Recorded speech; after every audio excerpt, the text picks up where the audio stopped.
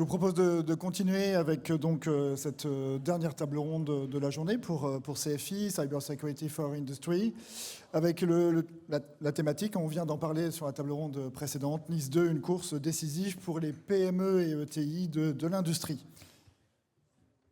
On retrouve Dimitri, qui était là sur la table ronde précédente, qui est le CISO de Dutch Railways. On a Florian Lemoine, qui est chargé de mission à l'ANSSI, et Manuel Boé, qui est Cybersecurity Ambassador, Federal Association of the Protection of Critical Infrastructure. Il va nous parler de son association. Messieurs, peut-être en 1 ou 2 minutes, présenter un peu votre périmètre et un peu plus précisément votre organisation. Je commence avec vous, Florian. Très bien. Bonjour à toutes et à tous. Donc, Florian Lemoine, je suis à l'Agence nationale de la sécurité des systèmes d'information, donc l'autorité nationale en matière de cybersécurité, donc depuis maintenant plus de 5 ans, et cela fait maintenant 4 ans que je travaille sur la transposition de la directive NIS2, à commencer par la phase de négociation qui avait débuté en fin 2020, début 2021. Dimitri. My name is Dimitri van Zandvliet. I'm the Cybersecurity Director for Dutch Railways. And as I said in the last panel as well, we are now at a very particular moment in time because 200 years ago we started driving trains in London, in England, and 1839 in the Netherlands. So yeah, it's quite a bit. Manuel.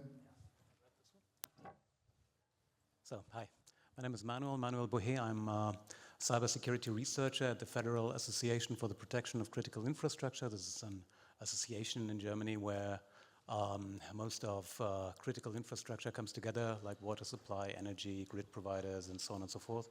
And I've been involved in implementing, discussing measures regarding NIS2 in various domains of critical infrastructure so far. Alors on a la chance d'avoir 3 intervenants de 3 pays différents, donc on va pouvoir commencer avec vous. Florian, aujourd'hui nous sommes le 1er avril 2025, où en est la transposition de la directive NIS2 en France? Donc la transposition est toujours en cours.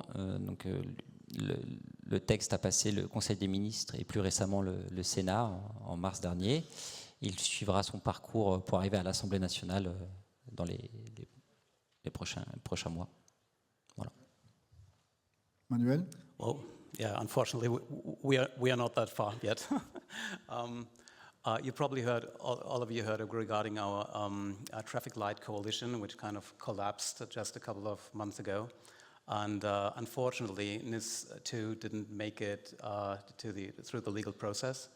And what's happening now is that our federal Ministry of Interiors is trying to work together with parliament groups to agree on a minimum level for the NIS2 translation to national law, which would be just exactly what's written in the NIS2 right now. So it's exactly the content. Before we wanted to have a broader reform for cybersecurity, and we had quite some content in it, which we'll try to push in later on. But there will need to be some discussion with the new government, which still needs to be built. Dimitri? Yeah, I think we are not as far as you as well. And to be precise, I think last Sunday was the deadline for giving feedback to the translation of the NIS2 directive. So we did a lot of work and we submitted to the consultation, and it means that from now on they will process all the feedback, and then hopefully in Q3, they are aiming at Q3, Q4 in the Dutch government, where they can transpose it into local law. But I think the CER, the Critical Entity Resilience Act, is even farther away, so probably Q1, Q2 next year. We are not so fast in the Netherlands, no. Ok, peut-être Florian, peut-être avec vous, voir quels sont les principaux changements apportés par NIS2, quels types d'entreprises sont désormais concernées et quelles sont les obligations majeures à respecter.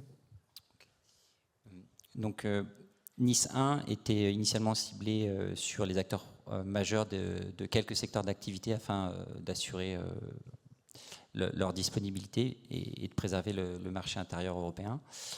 Suite à l'évolution de la menace, on voit désormais depuis quelques années que finalement tout le monde devient une cible, donc que ce soit les collectivités, les petites entreprises, les moyennes entreprises, les entreprises de taille intermédiaire, et également la chaîne de sous-traitance des grands acteurs.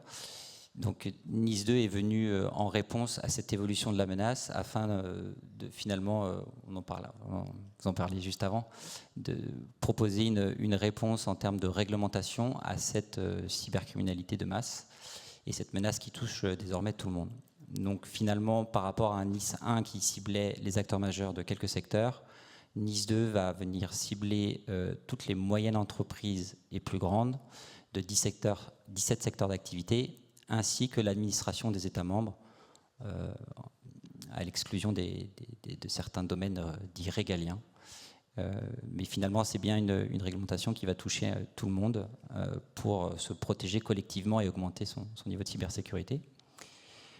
Si on fait un focus sur le secteur de l'industrie, quelques petits points d'attention et voilà, assez importants. On les retrouve dans l'annexe 2 au sein du secteur qu'on appelle fabrication, qui est peu détaillé dans la directive, mais qui s'appuie sur la classification européenne des activités. Donc on va y retrouver des grandes catégories comme les fabricants de composants électroniques, de machines électriques, d'informatique, toute la chaîne de sous-traitance de l'industrie automobile et autres. Donc je vous invite à aller consulter cette annexe et cette classification. Donc ça peut paraître un peu complexe, mais ça regroupe 580 types d'entités. Et bien souvent, quand on a eu des entités qui nous contactaient en disant je ne comprends pas, je ne me trouve pas dans le périmètre. Et à titre d'exemple, je cite souvent cette entreprise qui se dit être dans l'énergie, puisqu'elle fabrique des turbines d'éoliennes. Et donc accessoirement, ses clients sont dans l'énergie. Ce qui opérationnellement au quotidien est vrai, mais ce qui d'un point de vue de la directive et du prisme un peu plus juridique est du coup un peu erroné, puisqu'on finalement on va la retrouver dans l'annexe 2 dans le secteur de la fabrication. Donc petit point de vigilance là-dessus. Pour ce qui est des obligations, donc les entités qui sont assujetties à NIS2 devront s'enregistrer auprès de l'autorité nationale, devront notifier les incidents majeurs et mettre en place un certain socle de mesures de cybersécurité. Donc l'idée n'est pas de réinventer la roue, mais de mettre en place des mesures dites d'hygiène de base afin de se protéger contre les menaces les plus courantes et les attaques les plus fréquentes.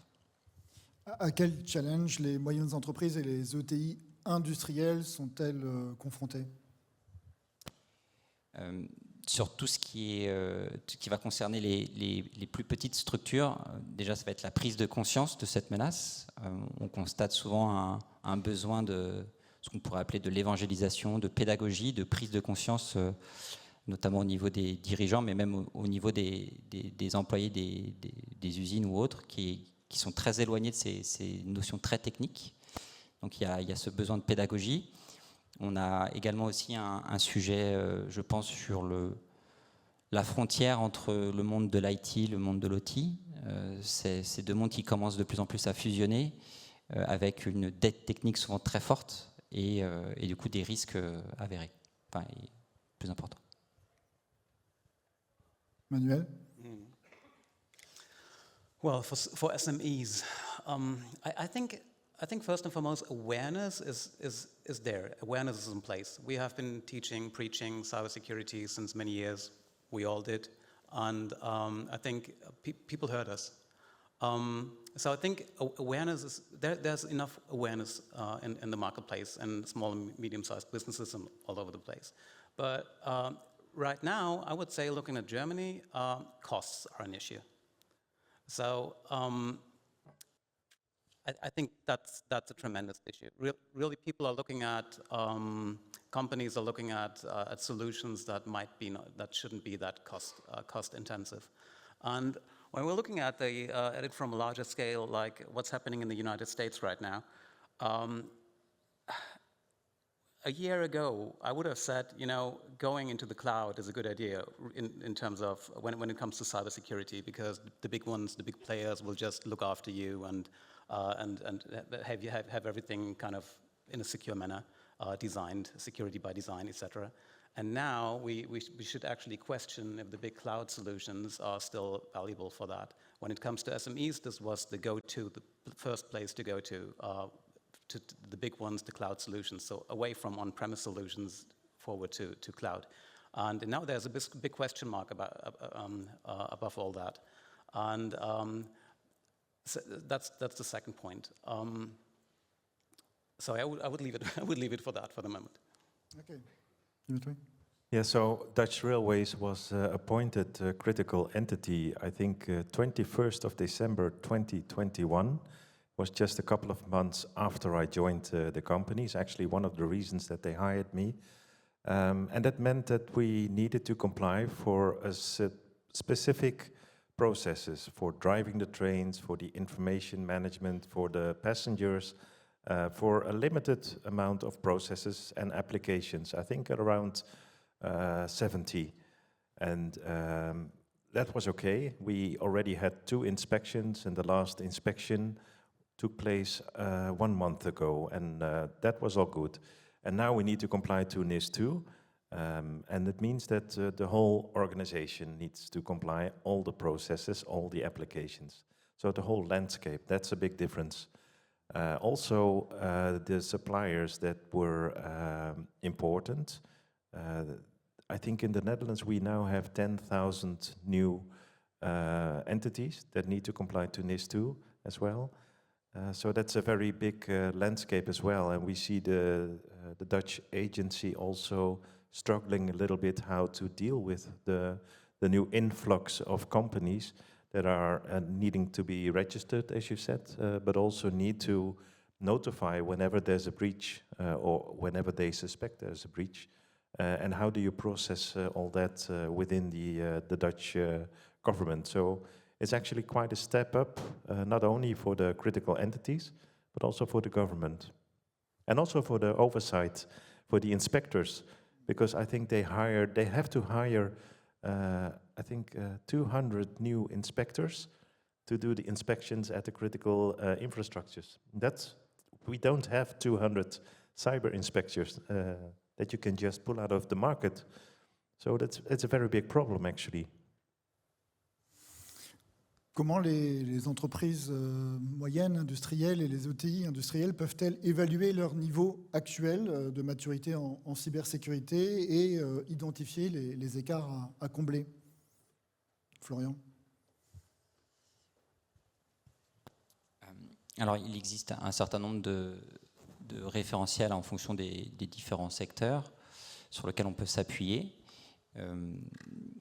À ce stade, si on parle maturité, côté Annecy, on a mis à disposition un service qui s'appelle Mon Aide Cyber. Donc, je vous invite, pour ceux qui ne connaissent pas, à venir passer au stand pour découvrir un peu plus en profondeur. Mais l'idée, c'est notamment pour les entreprises qui se lancent dans une démarche de monter en maturité, de pouvoir bénéficier d'un diagnostic gratuit avec l'aide d'un sachant pour déjà établir un premier état des lieux et puis se lancer dans de premières actions de montée en maturité. Voilà. Okay. Manuel? Yeah, well, similar is true for Germany. Like ANSI, you're doing a great job with providing those tools. The Federal Information Security Office for Information Security in Germany actually is trying to do the same. So we're providing tools and services to help companies identify and find their path to a high level of cybersecurity. So this is kind of similar. And further, I would just call out for standards. So there are so many standards in place. Let's look at NIST or the ISO standards. Everything had been thought through before. So you shouldn't approach cybersecurity on your way ahead, like exploring new worlds. Everything has been thought of before, so you can just follow proven principles and standards and ideas. Yeah, well, what we used to do was use the NIST framework and look at the 5 domains: identify, detect, respond, protect, respond, and recover, and do an assessment on how far are you in your maturity. Is it predictable? Is it, well, the 5 levels. And then we stopped with that when NIS1 came, and we built our own control framework, and we mapped all the new legislation back to ISO 27001. And now for the AI Act, we also use the 42001, and we build it in a new framework. And whenever there's a new law, we see if it can be mapped back to one of those controls. And if it's not in the framework, we build a new control, and it gets added to our standard baseline. So we have a standard baseline, and for crown jewels, we need to do risk management. It means that you do your business impact assessment, your threat analysis, and from that you do the regular PDCA cycle that you normally do within your information security management system. So actually everything is very much integrated, and by the level of integration, I think it also shows the level of maturity that you have. So that's the way we do it now. Alors vous avez déjà cité un certain nombre de dispositifs, mais finalement, quelles sont les méthodologies et les outils les plus adaptés pour simplifier la mise en conformité? Manuel. Well, methods and tools. Well, actually, when it comes to methods, I would refer back to the standards, because these are kind of the methods how to do it, and there are lots of tools available, so like online services and so on that promise compliance. But honestly, I would advocate for really digging into the ideas and into the standards and into what you actually want to achieve yourself. So don't rely too much on tools, but really try to do something in terms of cybersecurity and compliance, because there's a point to it. The threats are real. So having someone in your company to really dig deep into measures and risk management in a way that it really pays into your business and helps you reduce risk is essentially the basis for everything else. And then you can pick the tools, whatever you want to. There are lots of them, but I would really advocate for digging into that yourself. Well, I think it's a combination of automation and doing proper audits. So we have attack surface management tooling to see whether you have your vulnerabilities internally and outside in as well. There's also the manual labor of looking at the evidence that they put into the control framework. So we use ServiceNow for that. And the product owners, they receive an invitation for an attestation of a control in their application landscape. And then they need to upload the evidence. And then you need sometimes you can automate that as well. But if that's not possible, you need to look and to see if the evidence is really correct and if it can be proven. Because there's a big difference between the other regulations and the situation we live in now. It needs to be proven, right? You can't just say we have set up a control so we can check the box. No, you need to prove if it's working. So if the control is working, if it's not working, the control will fail, and it means you are not compliant. Florian, vous voulez ajouter quelque chose?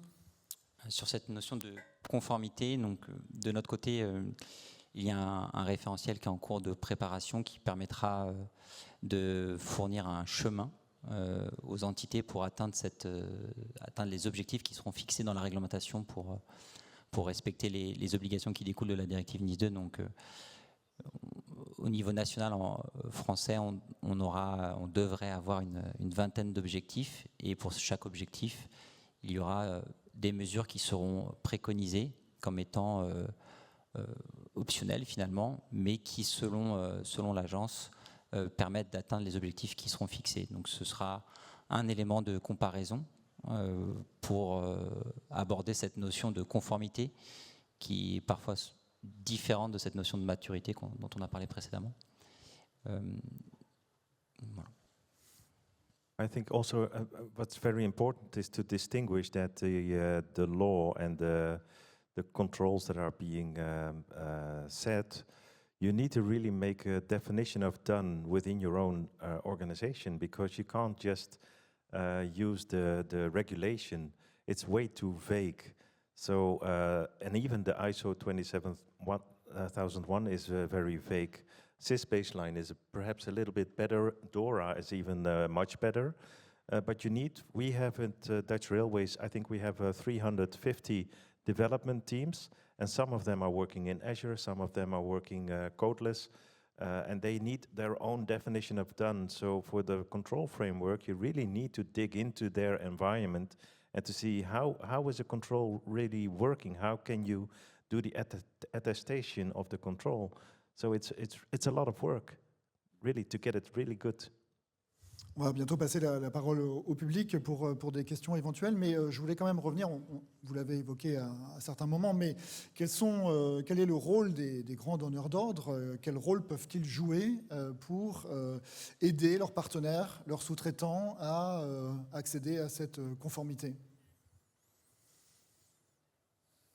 Florian?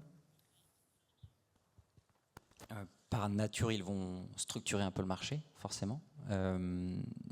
Nous, ce qu'on pourrait conseiller, ce serait de mettre en avant une certaine collaboration entre les grands acteurs, un peu à chaque étape de la chaîne de sous-traitance notamment, mais l'idée c'est de jouer sur le collectif pour rationaliser les demandes, les exigences dans les contrats ou ce genre de choses, de s'assurer qu'il y ait une certaine cohérence entre des mêmes thématiques, afin de fluidifier et de préciser finalement les demandes qui peuvent être faites aux sous-traitants, afin que cela simplifie la vie de tout le monde. Manuel? Yeah, I think without auditing, it will be it's difficult to enhance small businesses in terms of their cybersecurity, because on their own it's about the cost and it's about the effort. So they need something they do that for, some kind of motivation. And maybe it's a fear motivation when you say, okay, big suppliers coming for an audit to a smaller company, but it works. So this is part of the truth I've seen in automotive quite for a long time. As soon as the bigger company is taking it serious and is driving out to its supplier and doing an audit, and that's when cybersecurity actually just evolves, and small businesses take it serious then. That's uncomfortable truth. I think what is very important in the supply chain is to get your contracts right for every vendor that you have, to have the right to audit, but also to require that they have, for example, if they are a high-risk vendor, that they have a SOC 2 Type 2 assurance from their accountant, for example. And the other thing, I forgot the other thing.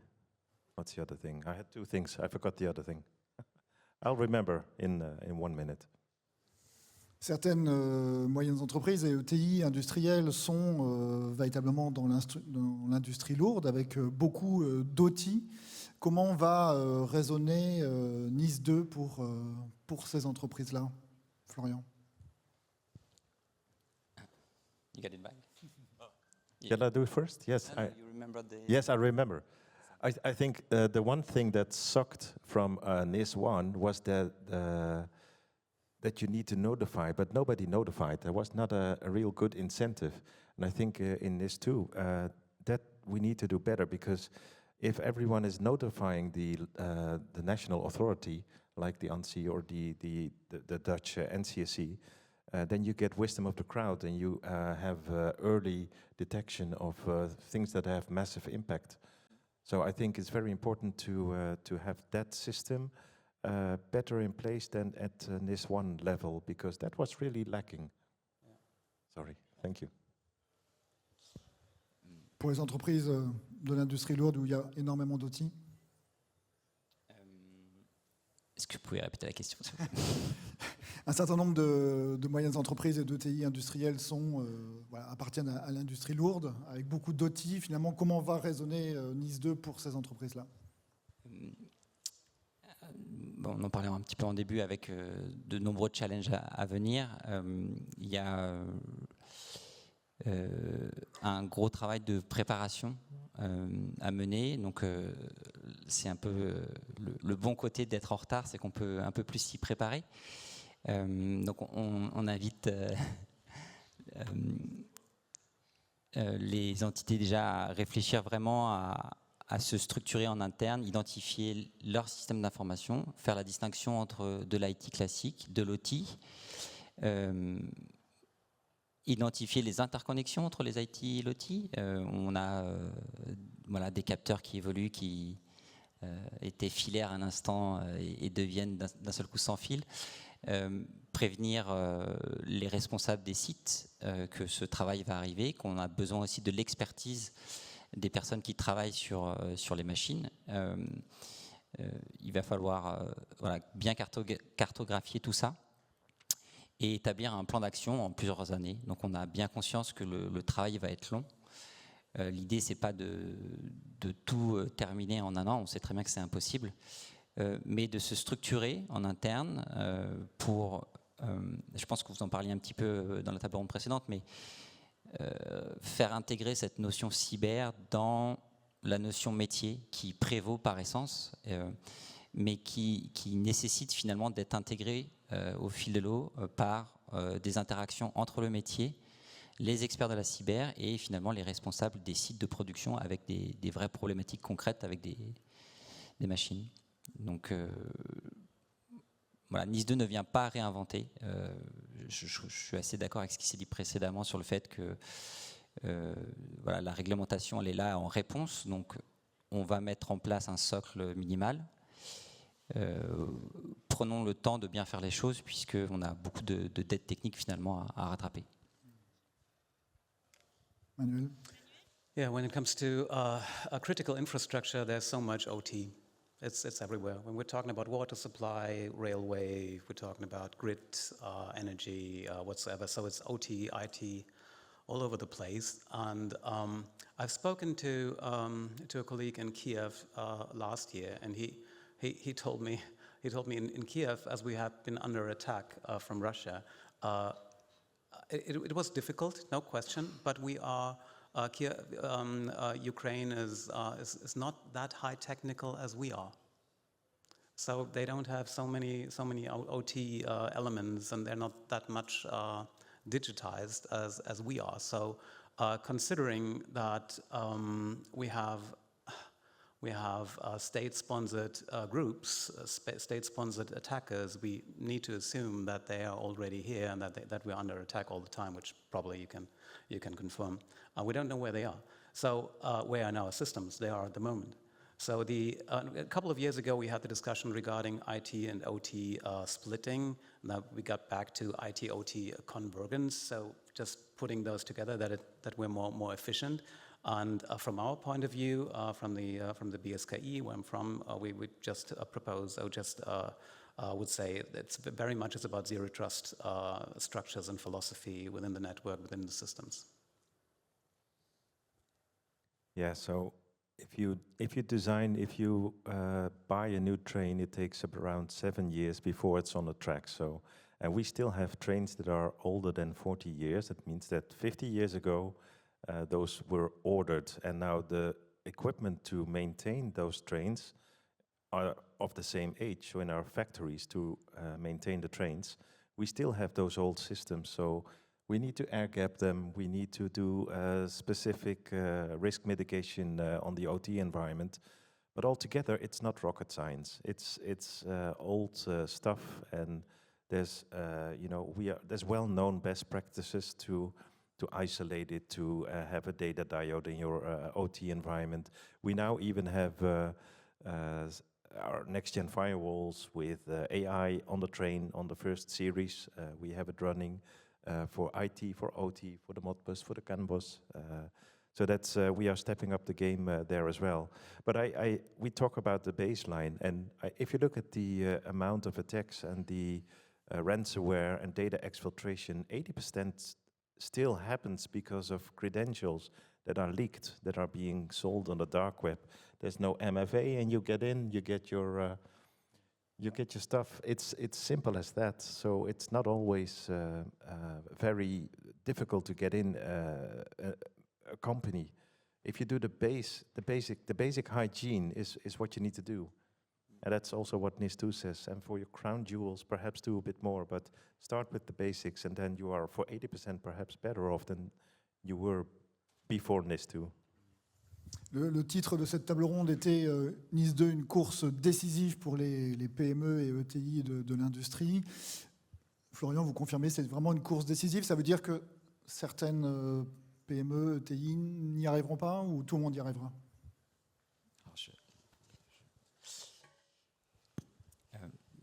Je suis d'une nature assez optimiste, donc j'ai tendance à dire que collectivement on peut y arriver. On travaille beaucoup à l'agence avec des groupes d'acteurs, qu'ils soient sectoriels ou territoriaux. Je pense que ça reste une bonne manière aussi de monter en maturité, de travailler ensemble, que de discuter avec un acteur qui est peut-être certes notre concurrent, mais qui fait face aux mêmes menaces, et qui a vécu des attaques peut-être différentes et qui a un retour d'expérience spécifique. Et donc ce partage-là, donc nous on invite vraiment les entités à se regrouper et à pouvoir échanger. Ça facilite aussi les interactions avec l'agence, puisqu'on peut toucher plus de monde. Donc au-delà de la complexité de la tâche et du fait que ça va prendre du temps, comme Dimitri l'a dit, l'objectif de NIS2, c'est de mettre en place des mesures d'hygiène de base. On ne va pas imposer des obligations qui n'ont pas de sens. Et donc, finalement, la complexité technique, elle existe déjà. Il y a déjà des solutions sur le marché, il y a déjà des acteurs qui le font. Il y a déjà des entités qui ont un certain niveau de maturité et donc cette marche est accessible finalement. On a fait en sorte de la rendre accessible pour tous. Manuel, Dimitri. Yeah, I share your optimism to some part, and I really like your optimism. So how can I put that then? I would say what's difficult is the people part, so the knowledge part within small businesses particularly. Big companies pay high salaries, get great people from the top universities, but in Germany we have around 30,000 companies that will fall under NIS2. So that's quite a lot, and I don't know where we should get that people from. So when it comes to collaboration, I really like that idea to group up and help each other. I would also do a shout out into the consulting and service market, and there is an idea which is to have cybersecurity as a service to be much more integrated, because it's about know-how sharing. We need to just a minute ago I said you need to do this within your own company, but there's no reason why you shouldn't purchase a service outside to have someone come and be really part of your company. And because consider you have a medium-sized, small business like 200 employees. Usually they do not have a full-time cybersecurity expert on that level.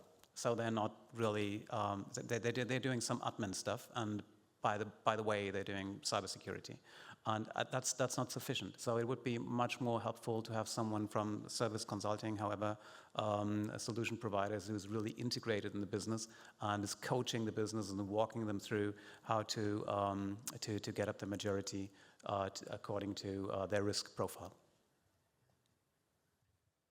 Yeah, your question is, will SME survive if they don't comply to NIS2? I think it's irrelevant if they comply to NIS2. If you don't have your cyber hygiene in place, you will be hacked, you will be ransomed, you will go bankrupt. And if you don't have the cyber checks and balances in par, nobody will give you any business anymore. So with or without NIS2, we live in a time now that you need to be aware of the adversaries around you, the digital risks that you have. So better get your act together. Merci, merci à vous trois. Est-ce qu'il y a des questions dans la salle? Monsieur là-haut, j'arrive. Bonjour, merci pour cette intervention. Je vais avoir 2 ou 3 questions si ça ne vous dérange pas. Ma première question va être plutôt concerner Florian de l'ANSSI. J'ai cru comprendre qu'il y avait à peu près entre 10 et 15 000 plutôt entreprises en France qui étaient concernées par cette conformité. Est-ce le rôle de l'ANSSI aujourd'hui d'aller taper aux portes de ces entreprises pour les informer de cette sensibilisation qui va être obligatoire pour ces entreprises? Parce que je pense que c'est même certaines entreprises ne sont pas au courant à date. Merci pour la question. Alors, est-ce que c'est le rôle de l'ANSSI? Je pourrais répondre en disant que nul n'est censé ignorer la loi. Donc, lorsque la loi sera en place, effectivement, les entités devront par elles-mêmes se déclarer à l'autorité nationale. En revanche, on est tout à fait conscient du fait que c'est une directive sur un domaine technique qui n'est pas forcément connu du grand public, comme on le disait un petit peu en introduction. Et donc, on a déjà commencé à construire un réseau pour pouvoir s'appuyer sur des relais et effectivement aller communiquer le plus possible. Alors ce sera d'autant plus facile lorsque les textes seront arrêtés et qu'on aura un périmètre qui sera défini. Je pense notamment à tout ce qui est établissement public, collectivité et autres. Et donc dès lors qu'on aura des textes bien arrêtés, on pourra effectivement peut-être pas aller toquer à la porte de toutes les entités, mais à minima s'appuyer sur des relais et communiquer beaucoup plus largement pour sensibiliser et attirer l'attention sur cette nouvelle réglementation, ces nouvelles obligations, mais surtout sur le risque associé à ne pas mettre en place ces mesures d'hygiène. Ouais. Très bien, merci. Ma deuxième question, c'est certaines entreprises ne sont pas prêtes à être en conformité essentiellement en raison du contexte économique qui est extrêmement compliqué, qui l'est de plus en plus ces derniers temps, et donc des budgets qui sont beaucoup trop conséquents pour ces entreprises. Quelle réponse vous apportez face à ce problème important? J'imagine que c'est toujours pour moi. Oui, je pense. Sur la question du budget, déjà, ce qu'il faut savoir, c'est que dans le secteur de l'industrie, donc ce seront des entités dites importantes. Donc ce sera le premier niveau à atteindre en matière de mesures de cybersécurité. Donc au niveau national, il y aura moins d'exigences, donc moins de frais associés.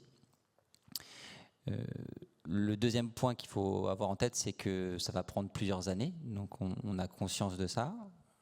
L'objectif, c'est bien de se mettre en ordre de marche, de commencer à préparer le terrain et de budgéter au fur et à mesure des travaux finalement les différents projets de mise en œuvre de NIS2. Donc on a conscience que ça va prendre du temps et à nouveau le point important est quand même de savoir d'où on part. Si effectivement on n'a rien mis en place en termes de cybersécurité, ça risque de coûter beaucoup d'un coup. Donc il faut lisser la charge sur plusieurs années. Yeah, and I think also you have the assumption that being cyber secure is very costly, but not being cyber secure is way more costly. So it's no choice. You have to step up your game. And if you are delivering goods or services to critical infrastructure, we are heavily reliant on the supply chain. So we need our suppliers to be cyber safe, to have checks and balances, And of course, we will help. We organize a lot of roundtables with our supply chain partners, and particularly the SMEs. But if you're not able to follow the world that we live in, you will be out of business in a couple of years anyway. Oui, je suis tout à fait d'accord avec ce qui est dit, mais je pense que pour certaines entreprises, le gap va être tellement important qu'ils ne seront pas prêts financièrement à assumer cette conformité. Mais c'est un constat. Je comprends qu'on ne peut pas sortir une baguette magique. C'est plutôt un constat. C'est comme ça que ça risque de se passer pour peut-être une minorité d'entreprises concernées. If I may jump in, from my point of view, there's always the first point is you got to get moving. You got to get moving in the right direction. There's no point in denying the law or whatsoever. There's no point in doing that. And there's the value chain as well. So your clients, your customers will just ask you to do that. And the third part is, from my point of view, there's always a cheaper solution. So it's not, when you go through the market, there are lots of really expensive solutions, but there's always another one, another smart idea how to do things. For instance, open source is very helpful in many occasions. And when it comes to information security, I would say, okay, this is just thinking through how your business is going and how you could make it secure. This is thinking time. This is not an invest. And for all the consultants, they're really helpful. But still, the majority of ideas how to secure your own business should come from within. So this is time. Agree. Et peut-être dernière question, si je peux, oui. Dernière question, c'est, comme ça a été évoqué dans le précédent atelier, quid des entreprises plutôt dans des contextes internationaux qui ont des présences dans différents pays d'Europe vis-à-vis de la mise en conformité, sachant que les transpositions semblent différentes en fonction des pays. Alors, je ne suis pas sûr de bien avoir compris bien avoir entendu la question, mais j'imagine que j'ai compris la question quand même. Pour ce qui est des entreprises qui ont des structures pan-européennes, le premier point et le premier conseil qu'on peut vous donner, c'est de faire appel à votre direction juridique. Il va y avoir une notion importante qui est la notion d'entité, pour déterminer notamment au sein d'un groupe qui a plusieurs filiales, celles qui sont établies en France, aux Pays-Bas, en Allemagne, en Italie ou autres, et d'identifier les activités qui sont fournies par ces filiales dans les pays de l'Union européenne. Et donc c'est plutôt un sujet juridique dans un premier temps, pour s'assurer de la bonne déclaration de l'entité dans le bon État membre dans lequel il est assujetti. Ça, c'est la partie un peu juridique, enregistrement. Et pour la partie mesure de cybersécurité, il y aura effectivement des référentiels nationaux. Certains vont s'appuyer sur des standards, d'autres sur des référentiels propres. Il y aura vraisemblablement des passerelles entre ces référentiels, dans la mesure où ce qu'on peut retrouver dans les différents standards, dans les différentes réglementations référentielles sectorielles, dans les différents référentiels nationaux. Et dans l'objectif de NIS2, ce sont bien des mesures de cybersécurité de base et des thématiques de base. Vous allez retrouver dans tous ces standards, dans tous ces référentiels, la gestion des accès, la gestion du réseau, de la gouvernance, de la réponse à incidents, de la gestion de crise. Donc il y aura effectivement peut-être une forme différente, il y aura peut-être des niveaux d'exigence différents en fonction des pays, mais la passerelle sera identifiable. Donc il y aura effectivement un travail à faire collectif au niveau des États membres pour pouvoir clarifier cette correspondance de mon point de vue. Yeah, I think that's a very big difference between an act and a directive. So DORA is way more prescriptive than the NIS2. And I have a lot of colleagues that are doing business in Europe. And then, for example, if you need to translate the requirements into processes for notification, for example, when all those processes in every European country is different, it's very difficult to add them all up and also to keep oversight in your SOC. So that's giving a lot of headache, to be honest. So you need to really make your own control framework and try to push all your subsidiaries into the same framework as much as possible. Otherwise, it will be very difficult to manage. Yeah. Okay. Robert Kloos from Trust Matters. For all three panel, I'm resident in Brussels. The Belgian government has already put in place a NIS2 law, and they ask for 3 levels of compliance relative to the size of the organization. What kind of path is France going to? And that's one point. And the other point, would that make sense to allow from a single customer perspective, like the Dutch rail, would it make sense to have different levels of compliance for your set of suppliers?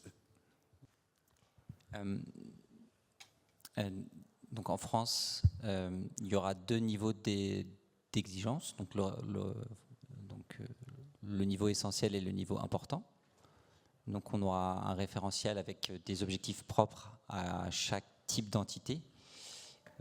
Aujourd'hui, pour ce qui est de la partie des fournisseurs, si le fournisseur est entité essentielle ou entité importante, il sera soumis à ce référentiel-là. Donc en France, il n'y aura que 2 niveaux, modulo les entités qui sont soumises au règlement d'exécution dans le secteur du numérique, qui auront un référentiel propre à suivre. I think it's the same in the Netherlands. I wasn't aware about 3 levels in Belgium. I'm wondering what the 3rd level is. So we have essential and important. They have a basic level. It's in between. It's below. Below important. Non-important. You're talking about the basic level? In Siphon, the basic ones? Or what is the 3rd one you're referring to? I don't know who's talking to it. But then you will have tens of thousands of SMEs also to manage within the local authorities. It's undoable. Peut-être continuer cette discussion après la table ronde. Yes, with the CCB, which is Okay. I think so.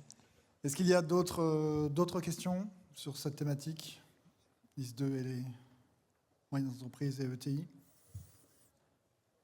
Mais écoutez, je pense que vous avez été relativement complet, messieurs. Merci beaucoup. On peut vous applaudir.